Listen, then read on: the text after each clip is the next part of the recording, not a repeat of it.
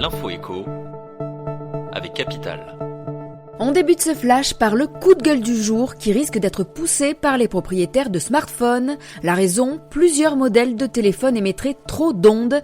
En France, 17 smartphones auraient ainsi été épinglés par l'Agence nationale des fréquences pour non-respect du débit d'absorption spécifique autorisé. C'est ce qu'a recensé 60 millions de consommateurs.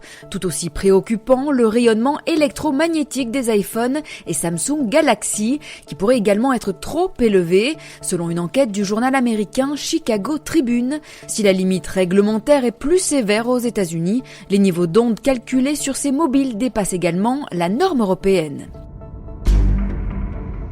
On passe à l'info pratique Capital. Les banques en ligne sont-elles vraiment intéressantes pour un projet immobilier ? Eh bien, au regard de notre comparatif, il semble que oui, tant que votre achat concerne une résidence principale ou secondaire.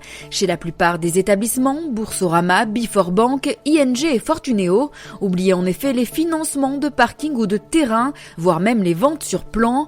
En revanche, avec des taux nominaux oscillant entre 1 et 1,2% sur 20 ans et des durées d'emprunt de 2 à 30 ans, il y en a aussi pour tous les profils. Découvrez dans notre article le comparatif complet des offres de crédit immobilier des banques en ligne. On poursuit avec le chiffre du jour, 1,5 million, c'est le nombre de personnes qui visitent chaque année le zoo de Beauval. Situé au cœur du Val-de-Loire, ce parc a vu sa fréquentation bondir ces dernières années. C'est notamment grâce à l'arrivée de 2 pandas géants de Chine. Et dire que tout a démarré par une passion de la propriétaire des lieux pour les oiseaux, comme le raconte Capital.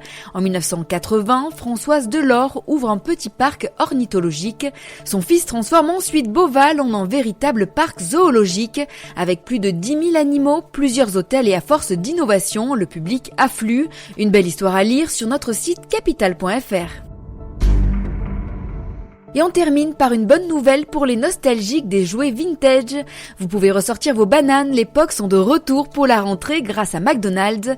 La chaîne de restauration ressuscite les célèbres petits disques en carton qui faisaient fureur dans les cours de récré à la fin des années 90. McDonald's lance en effet une collection inédite que vous pourrez retrouver dans les menus pour enfants Happy Meal dès le 4 septembre prochain. Les petits et les grands pourront donc jouer avec ces Pogs à l'effigie des Looney Tunes, des super héroïnes de DC Girls, des héros de la Justice League ou bien des personnages de Scooby-Doo. Il y en a donc pour tous les goûts et pour toutes les générations. C'était l'info écho avec Capital.